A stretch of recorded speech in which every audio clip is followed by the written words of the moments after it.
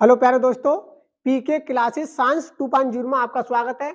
जैसा कि बेटा हम जो गणित का न्यू मॉडल 2000 यानी पेपर जो है 2023 का जो मॉडल पेपर है वो गणित का लेके आए हैं और उसमें का क्या है बेटा पांचवा सवाल। चार तो हमने करा दिए उस वीडियो में, लेकिन आप पांचवा सवाल करना होगा। ठीक है, ठीक है, ज्यादा समय ना लेते हुए बेटा अब हम सवाल के लिए करते हैं, हल करते हैं। ठीक है, समीकरण बेटा देखो, समीकरण 2x प्लस ए वाई माइनस 1 तथा 3x माइनस 5y माइनस 7 का कोई भी हल नहीं है यदि a का मान होगा, यानी इसमें से a होगा b होगा या c होगा, इसमें से कोई ना कोई एक मान होगा, क्योंकि चार विकल्प आएंगे उसमें और चारों में से एक ना एक आपको सही होगा उसमें। ठीक है प्यारे बच्चों, पहले तो आपके लिए सूत्र याद होना चाहिए। क्या होना चाहिए बेटा? सूत्र। अगर सूत्र याद है तो क्या देखो, द्विघात समीकरण तो आपने सबने पढ़ी होगी और द्विघात समीकरण का ये सवाल है। ठीक है प्यारे बच्चों, तो देखो हम हल करते हैं इसके लिए। तो बेटा देखो प्रश्नानुसार देखो क्या करेंगे, इसके लिए हम पहले तुलना कर लेते हैं। किससे तुलना? एक समीकरण होती है बेटा समीकरण ax plus B Y plus C बराबर 0। देखो इस तरह की क्या है बेटा समीकरण है, दोनों इस तरह की क्या है समीकरण। और समीकरण है तो क्या होगा बेटा? द्विघात समीकरण है। क्या है ये? पूरा द्विघात समीकरण, क्योंकि दो समीकरण दिए और कोई हल के लिए एक समीकरण होती है बेटा, कोई हल के लिए एक समीकरण। इसका सूत्र होता है बेटा, देखो सूत्र दिया है हमें a1 a2 b1 b2 cross c1 c2, यानी a1 a2 बराबर b1 b2, यानी ये क्या बेटा इजिकल टू नॉट जीरो, यानी नॉट ये है c1 c2। तो इसके लिए इस सूत्र में बेटा लगाना होगा, इस सूत्र में लगाना लिए, यानी कोई हल के लिए कोई हल नहीं है, कोई हल नहीं है। इस समीकरण के लिए लगाते बेटा, किसके? इस समीकरण के लिए लगाते। ठीक है बेटा, पहले इसका मान लगा लेते हो। इसमें क्या होगा इनका 2x प्लस ए वाई बराबर 0 को बराबर लगा लेते बेटा, 1 बराबर 0। दूसरी समीकरण कौन सी होगा बेटा? 3x माइनस 5y माइनस 7 बराबर 0। ठीक है प्यारे बच्चों, देखो क्या होगा बेटा, यहां से निकाल लेंगे a b1 और c1 के मान निकाल लेते हैं। ठीक है प्यारे बच्चों, a का मान कितना हो गया बेटा 2, b1 का कितना हो गया बेटा b1 a, और c का क्या हो गया बेटा -1 -1। ठीक है, और देखो इसमें इस समीकरण से लेते हैं a2 बराबर कितना हो गया 3 और b1 बराबर हो गया 8, b2 बराबर हो गया -5 माइनस क्या 5, और c1 क्या हो गया यानी -7 बराबर, इसके लिए 0 डाल दें। ठीक है बेटा, इसके लिए क्या कर लिया हमने सॉल्व। अब देखो इसमें लगा लेंगे, इस समीकरण में इसको लगा लेंगे। तो इसके लिए लगाएंगे तो बेटा देखो a1 का मान कितना है, a1 का मान ये देखो इसमें लगा लेते हैं, इस समीकरण में लगाएंगे। a1 का मान कितना है 2, कितना हो गया 2 बटे, यानी a2 का मान कितना है 3, क्या बेटा 3 बराबर b1 का मान कितना है b1 का मान कितना है a, और बेटा कितना है जो माइनस का 5, b2 का मान 5। ठीक है, क्रॉस। ठीक है, तो c1 का, यानी c1 का मान कितना है 1 बटा माइनस का और माइनस का 7। ठीक है बेटा, कोई हल के लिए क्या बेटा इसकी तो आपको जरूरत है नहीं, किसकी?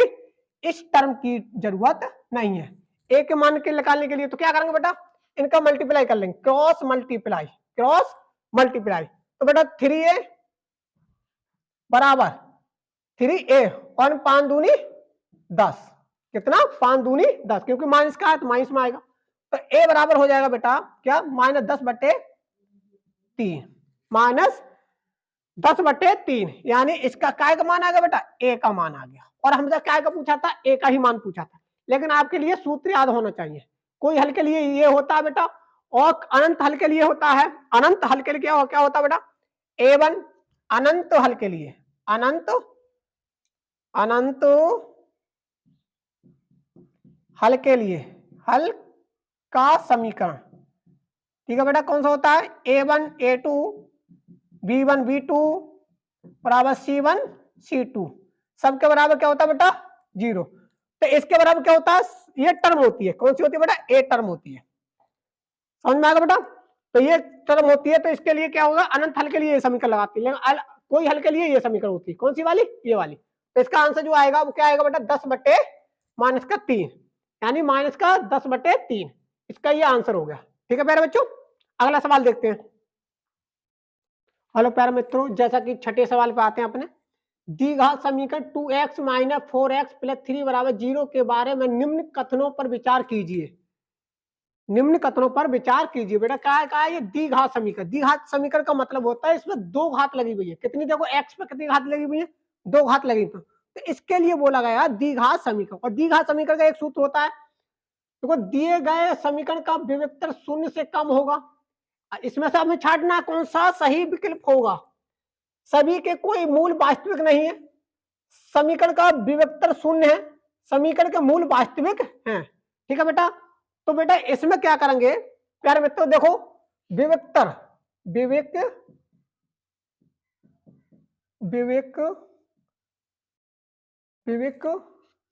यानी विविक्त कर। ठीक है बेटा, इसके लिए होता है बेटा डी बराबर क्या होता है, डी बराबर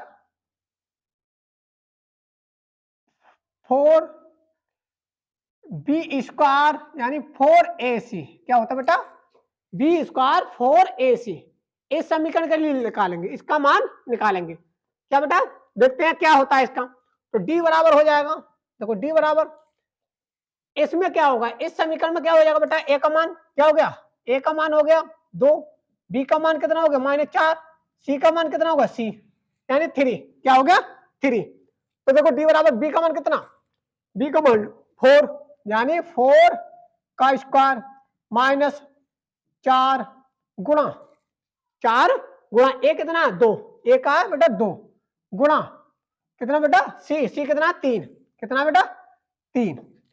तो देखो इसमें क्या लगा लेंगे, d बराबर हो गया, माइनस का स्क्वायर करेंगे 4 का स्क्वायर करेंगे तो क्या है प्लस में आ जाएगा 16 हो गए, माइनस 4 दूनी 8, 8 तिया 24, कितना आ गया 24। क्या आ गया बेटा 24। ठीक है बेटा बच्चों, तो क्या करेंगे इसके लिए बेटा, d बराबर हो जाएगा माइनस का कितना हो जाएगा, माइनस का 8 यानी d बराबर कितना आया बेटा -8। और जो ऋणात्मक है, क्या बेटा ऋणात्मक, क्या ये ऋणात्मक। अब इसे पहचानना है बेटा। ठीक है, ये कह रहा है दिए गए समीकरण का विविक्तर शून्य से कम है। क्या बेटा शून्य से कम है, क्या ये शून्य से कम है, जी हाँ। क्या बेटा माइनस में क्या है, देखो जो जीरो से जो नीचे चली जाती है संख्या वो क्या है शून्य से कम हो गया, ये माइनस में क्या है शून्य से कम हो गया। तो इसका मतलब ये तो सही है, ये तो सही है। समीकरण के कोई मूल वास्तविक नहीं है। क्या वास्तविक है, d बराबर 0 है क्या इसमें, नहीं है। तो इसके लिए वास्तविक के लिए d बराबर 0 होना चाहिए, क्या वास्तविक है, तो बेटा क्या है, तो ये भी क्या नहीं है, क्या है ये भी नहीं है। तो इसका मतलब ये भी सत्य है, ये भी सत्य है। समीकरण का विविक्तर शून्य है, भैया क्या शून्य है इसमें, नहीं है। d बराबर शून्य आ रहा है कहीं भी नहीं आ रहा है, क्योंकि d बराबर क्या है ऋणात्मक आ रहा है यानी शून्य से कम आ रहा है। शून्य से वैल्यू क्या आ रही है बेटा, कम हो रही है। ठीक है बेटा, समीकरण के मूल वास्तविक है, क्या d बराबर 0 है यहाँ पर, वास्तविक के लिए कंडीशन क्या होती है d बराबर 0, क्या वो है, नहीं है। तो इसका मतलब a और b दोनों सही है, a और b क्या बेटा दोनों यानी विकल्प क्या है सही है। ठीक है प्यारे बच्चों, देखो AC तो है नहीं, a और b यानी इसका मतलब ये आंसर सही है। DC नहीं है बेटा, b तथा d ये दोनों सही है नहीं, क्योंकि देखो दोनों विकल्पों में से a और b क्या बेटा दोनों ही इसको मतलब संतुष्ट कर रही है, ये समीकरण दोनों ही संतुष्ट कर रही है। विविक्तर का शून्य होता है d बराबर b² - 4ac, इस सूत्र से निकालना होगा क्योंकि ये द्विघात समीकरण दी है। तो इसका आंसर क्या बेटा a तथा b। ठीक है प्यारे बच्चों, अगले सवाल के लिए, जैसा कि अपने 7 सवाल के लिए आते हैं। AOBC एक आयत है।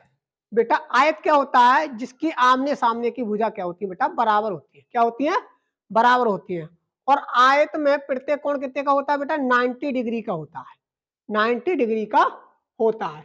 जिसके शीर्ष A03 यानी O03 B50 है, इसका विकिरण ज्ञात करना है। पहले तो हमें आयत का पता होना चाहिए बेटा, क्या आयत।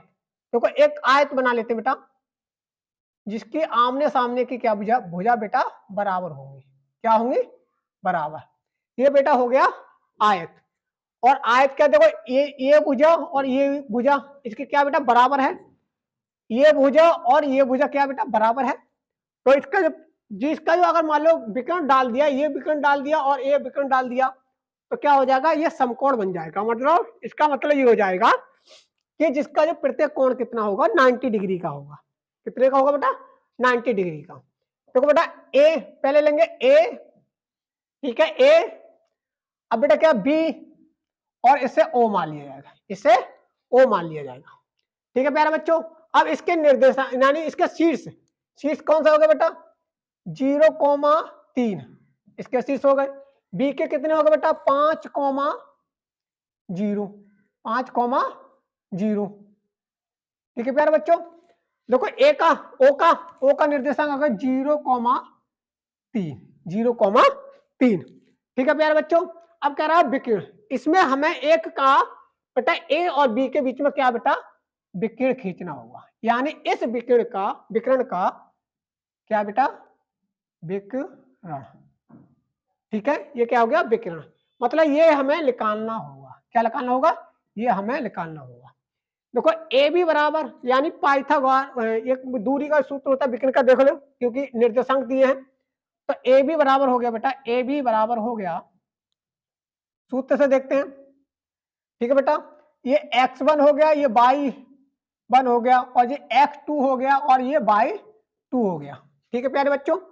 तो सूत्र होता है बेटा x1 minus y2, sorry x1 और x2, ठीक है प्यारे बच्चों, इंटू क्या हो गया यानी y1 इंटू y2, ठीक है प्यारे बच्चों। ये आपका स्क्वायर होता है, इसका क्या होता है स्क्वायर होता है। अब ये जो है इसमें मान रख देंगे, इसमें मान रख देंगे। ए बी का क्या बेटा ए बी का विकर्ण लगाना, तो ए बी बराबर हो गया क्या होगा x1 कितना बेटा 0, क्या है 0, और x2 कितना बेटा 5, कितना 5 का होल स्क्वायर इंटू, ठीक है बेटा। ये क्या हो जाएगा देखो y1 कितना बेटा 3, कितना है 3, और ये हो जाएगा y2 कितना है 0, यानी ये हो गया 0, ठीक है प्यारे बच्चों। ये क्या होता है प्लस होता है, यहाँ पर क्या होता है बेटा प्लस, ठीक है। अब क्या करेंगे बेटा इसका जब स्क्वायर करेंगे कितना आ जाएगा, ये 25 हो जाएगा, प्लस में माइनस है तो माइनस करेगा, तो जब हम क्या करते हैं 2 बार मल्टीप्लाई करते हैं 5 5 की, तो क्या हो जाएगा प्लस हो जाता है गुणा में। और बेटा कितना ये कितना हो गया, इसका स्क्वायर करेंगे कितना आया 9 हो जाएगा, कितना आ जाएगा 9 हो जाएगा, ठीक है प्यारे बच्चों। अंडर रूट में चल ले आइए, तो ए बी बराबर कितना हो गया बेटा ए बी बराबर हो गया 9, ये कितना हो गया 34, कितना हो गया 34, क्या हो गया 34। तो आपके लिए बेटा ये क्या हो गया आंसर, क्या हो गया इसका ये आएगा बेटा आंसर। देखो इसमें होगा, तो इसका हो गया आंसर। आयत बेटा पहले पता होना चाहिए, क्योंकि ये दूरी नहीं पूछी हमें, ये दूरी इसका जो शीर्ष बिंदु नहीं लगाना, क्योंकि ए बी का विकिरण लेना हमें, क्या का ए बी का, ए और एक आयत है जिसके शीर्ष पर इतना इतना है, तो इसका विकिरण यानी एक विकिरण, क्योंकि इसका अगर दे रखा होता, इसके शीर्ष दे रखे होते तो ये भी ले लेते, इसका भी शीर्ष बिंदु निकाल लिया जाता, लेकिन दिया नहीं है तो इसका ही एक निकाल लेंगे। तो इसका आंसर हो गया बेटा कितना √34, ए बराबर हमें यही निकालना था विकिरण, ठीक है। तो इसका ये आंसर हो गया, ठीक है बेटा। अगला सवाल देखते हैं, यह 7वां हो गया ये। प्यारे दोस्तों जैसा कि 8वां सवाल, यदि समीकरण x² प्लस kx माइनस 5/4 बराबर 0 का एक मूल कितना दे रखा बेटा 1/2 है, तो k का मान ज्ञात करना है। हमें बेटा क्या एक मूल कितना दे रखा है ये, तो इसका मतलब एक मूल का मतलब होता है बेटा एक मूल कितना दे रखा है x बराबर क्या दे रखा है 1/2, 1/2 यानी कहां रखने पर, ठीक है प्यारे बच्चों। किस समीकरण में, यानी समीकरण नंबर अगर मान लिया जाए 1 मान लिया जाए, तो समीकरण नंबर इसमें रख दो x² प्लस kx मान 5/4 बराबर क्या हो गया बेटा 0, यानी 1/2, यानी एक मूल दे रखा है, तो x बराबर जहां x है, जहां x है इस समीकरण में वहां क्या रखेंगे 1/2 रख देंगे, क्या रख देंगे बेटा 1/2। ठीक है प्यारे बच्चों, तो 1/2 का क्या हो जाएगा बेटा होल स्क्वायर प्लस के। ठीक है प्यारे बच्चों, जहां x है तो क्या x क्या 1/2। ठीक है, माइनस 5/4 बराबर कितना हो जाएगा बेटा 0। क्या हो जाएगा 0। अब इसके लिए बेटा क्या करेंगे, इसको देखो इसका स्क्वायर हो जाएगा तो 1 क्या हो जाएगा 4। क्या हो जाएगा 1/4 प्लस क्या हो जाएगा बेटा 1/2 यानी के। ठीक है प्यारे बच्चों, माइनस 5 बराबर 4 बराबर 0। क्या बेटा 0। ठीक है बेटा 1/2 क्या बेटा 1/2 1/2 बाहर ले आओ, इधर ले लो 1/2 के। ठीक है बराबर, ये प्लस के हैं, इधर जाके काय के हो जाएंगे बेटा, काय के हो जाएंगे माइनस के, यानी 5/4 बराबर कलाना काय के हो जाएगा बेटा 1/4। ठीक है प्यारे बच्चों, अब 1/2 यानी इसको हम क्या 1/2 क्यों लिखे, इसका मतलब k/2 लिख लो, k/2 बराबर। ठीक है प्यारे बच्चों, इसको आगे लिखते हैं, इसको आगे लिखते हैं। ठीक है प्यारे बच्चों, यहां लिख लेते हैं, यहां इसको देखो k/2 बराबर कितना हो जाएगा। देखो देखो एलसीएम क्या है समान, जब एलसीएम समान होता है तो बेटा क्या होता है, देखो 4 समान है तो क्या हो जाएगा, यानी क्या हो जाएगा 5 - 1/4।